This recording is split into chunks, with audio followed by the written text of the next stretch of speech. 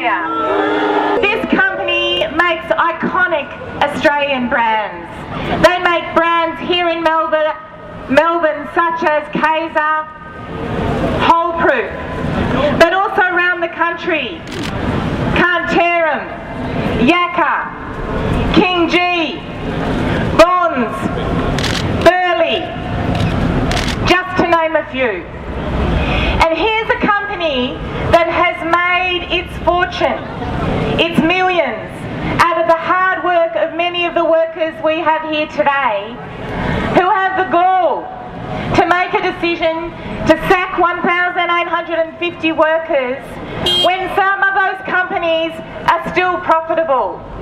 And right up until the week before the decision and the announcement last week to make these workers redundant, this company had been telling those workers that they were doing a great job, that their businesses were profitable, that their productivity was up, that their brands were successful. And what do they get in repayment for that hard work that built those brands, built that reputation, made that profit for the company? They get in return a decision to throw them on the unemployment queue, to throw you out of a job, to leave this country with nearly 2,000 more workers unemployed. I want to quote to you something that the CEO of the company said about why they were making a decision to sack these workers and what it meant for the future of the company. We believe we can achieve organic growth when we get rid of the distractions and much of the clutter that exists in this company.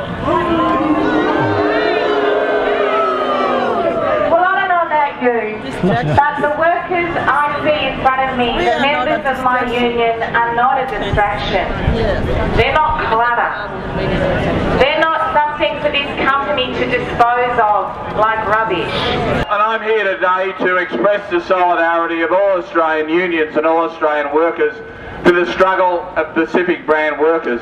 And not just our unions, we also have here today the Secretary of the New Zealand Council of Trade Unions, Peter Conway, over there, who is here to express solidarity with New Zealand workers who are also affected by this decision. The ACTU Executive has endorsed a strategy to deal with this issue. We'll ensure that no equipment purchased with government assistance will be moved from Pacific brand sites or the country. I want to say that the Australian union movement, the ACTU and all unions and all Australian workers in the community is behind you. We'll continue the struggle to protect your jobs, to protect your entitlements and to protect the jobs of all Australian workers. So thank you. We've got two very courageous Pacific Brands workers here with me who I want to say a word to you about how they feel about this decision. I want to introduce you and please welcome warmly Julie Hargood. I have been working in the textiles for 28 years. I was transferred 8 years ago to Pacific Brands, Kaiser branch. I have seen a lot of changes. We thought everything was going really well. This is quite a surprise. It's like coming to work with another family. Everyone was very proud to work for the company we helped to build up. And closing was a terrible shock as people depend on these jobs. Come on, Julie! This is an Australian company and maybe no more. We want the company to listen to us and keep our jobs in Australia, not in China. We want Sue Morfitt to come and talk to us. Give her a big cheer. Thanks, Julie. Our next courageous worker is Aotearoa. Sarah. You're not supposed to be laughing. I've worked for this company for over 20 years and has become very proud of it. We have workers and families and couples, husbands and wives, and also people that have worked here for 40 years. And this news of sudden closure has come as a big shock to us. We have united as a family, and going through this is a terrible shock. We don't want to go on the dole. We don't want to be unemployed. We want to keep our jobs. And that's why we want in Australia. Isn't that what we want? Yes. Keep our jobs in Australia, please. Sue Moffat, if you can hear us this time from your corner, please have a heart. Take a look at all these workers. They are united. Even in the rain, everyone is united. And please, we want our jobs back. We want to pay our mortgages. We want to support our families. So please have a heart for every one of us to give back our jobs. Keep our jobs in Australia. I'd like to thank you everyone for your support, for all those who are here today, and for all those who can't come with us this day. I know you're out there and you are supporting us. Thank you very much.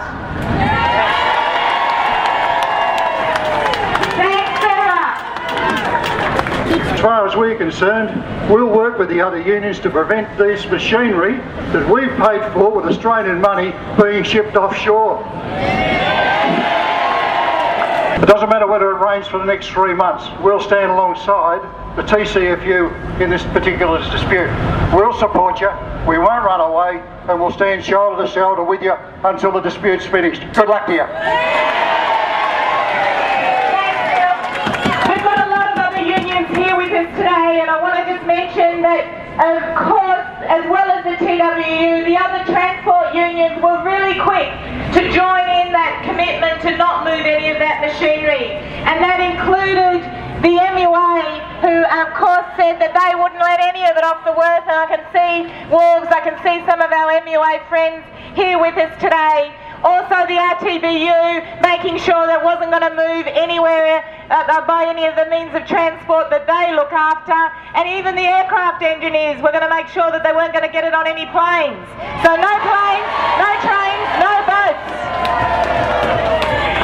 We've also got with us many other unions. I can see the nurses, the public sector union. We're getting great support from the CFMEU, who's helped us out with a whole lot of the things today. We've also got our ETU friends here, making sure that we don't get run over, which is great, and giving us all support. I can see the CPU, the metal workers, and I'm sure I'm leaving people out.